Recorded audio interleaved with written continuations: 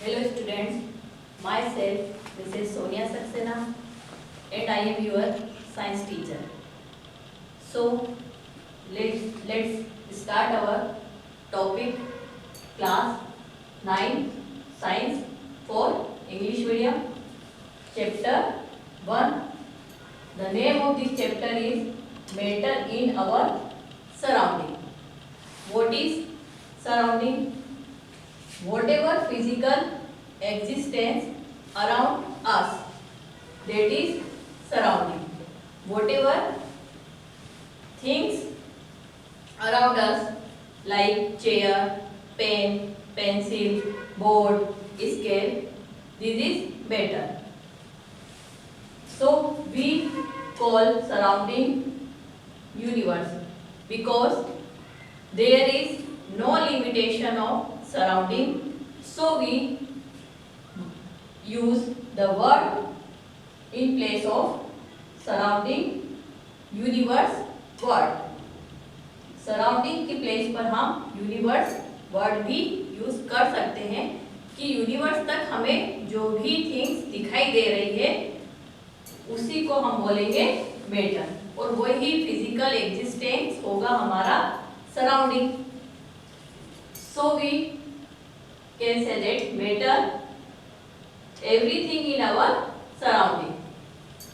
Anything, basically second definition हम इसकी देखते हैं. Anything that have mass and occupies space, this is matter. Mass, amount of matter, that is mass. SI unit of mass is kilogram. SI means international standard unit of mass. Other unit भी इसका होता है kilogram. Occupies space, definition में मैंने लिखा है occupies space. वो things जो कुछ स्पेस को ऑक्यूपाई करती है, मतलब जगह घेरती है, उसे हम क्या बोलते हैं? वॉल्यूम. जैसे आपका ये एक स्केल है या हम एक ये डस्टर लेते हैं. एग्जाम्पल के फॉर्म में हमने इसे यहाँ ड्रॉ किया है. ये इसका length, breadth and height. Volume length into breadth into height. Length का हमारा यूनिट होता है metre. So metre, volume is metre into metre. So SI unit of volume is cube meter.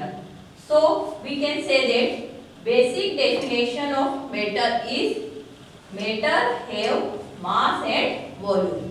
Occupy space की place पर हम word use करेंगे volume. Okay. Next topic is types of matter. There are 3 types of matter: solid, liquid and gas. Draw, आपका ये diagram draw करा है. Solid means आपका food जो हम ईट करते हैं, वाटर जो हम ड्रिंक करते हैं, पीते हैं, and gases like air. Matter is made up of particle. Another definition of matter: matter is made up of particle, that means very small particle. We can see that यहाँ पर ये जो इसके सॉलिड के पार्टिकल्स है बहुत close एक दूसरे से अटैच है. लिक्विड में इनके बीच का थोड़ा सा स्पेस बढ़ गया है और गैसेस में वो स्पेस और ज्यादा हो गया है. तो एक वर्ड आपका आता है फोर्स ऑफ अट्रैक्शन, कि आप देख रहे हैं कि इनके जो पार्टिकल्स एक दूसरे से सॉलिड के बहुत ज्यादा क्लोजली अटैच हैं, मीन्स उनमें फोर्स ऑफ अट्रैक्शन बहुत ज्यादा है. सॉलिड के कंपैरिजन में लिक्विड में वो फोर्स ऑफ अट्रैक्शन है बट थोड़ा कम है, और गैसेस में वो बहुत ही कम है. बट हम कह सकते हैं कि इनके बीच में इंटरमोलिकुलर स्पेस, बीच में आपको कोई स्पेस नहीं दिख रहा है सॉलिड में, तो जो इंटरमोलिकुलर स्पेस है वो बहुत ज़्यादा कम होता है सॉलिड में. लिक्विड में उससे ज़्यादा होता है और गैसेस में और भी ज़्यादा होता है. क्या? Intermolecular space. नेक्स्ट आपको एक डेफिनेशन आता है काइनेटिक एनर्जी। अब हम देखते हैं काइनेटिक एनर्जी क्या है। काइनेटिक एनर्जी मीन्स आपका रूम टेम्परेचर पे भी कुछ पार्टिकल मूव करते हैं, जैसे गैसेस है मूव करती रहती है, लिक्विड है जैसे वो कहीं पे फैल गया है तो बहने लगता है, तो उन्हें रूम टेम्परेचर से भी कुछ एनर्जी मिलती है, मतलब थोड़ी गर्माहट भी उन्हें मिलती है। तो जो गर्माहट होती है उसे हम बोलते हैं heat energy.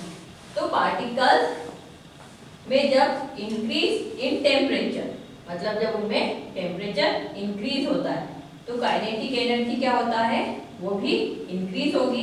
Increase in kinetic energy, जैसे काइनेटिक एनर्जी इंक्रीज हुई, इंक्रीज इन मोशन, उनमें क्या होता है, मूवमेंट बढ़ने लगता है।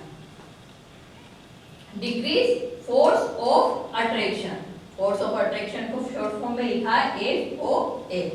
तो आप देखते हो जैसे हमने सॉलिड को हीट किया, गर्म किया, तो उनके पार्टिकल्स पे काइनेटिक एनर्जी आ जाएगी, टेम्परेचर इंक्रीज होगा, काइनेटिक एनर्जी इंक्रीज होगी और उनके पार्टिकल में मूवमेंट इंक्रीज हो जाएगा।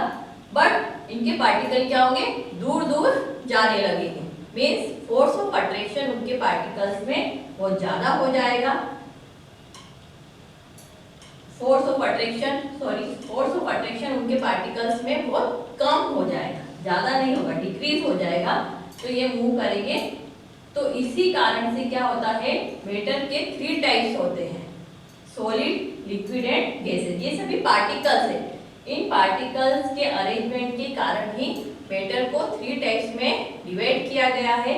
इनमें फोर्स ऑफ अट्रैक्शन ज्यादा, इनमें कम और इनमें बहुत कम। इंटरमोलिकुलर स्पेस में हम इसके अपोजिट चल सकते हैं।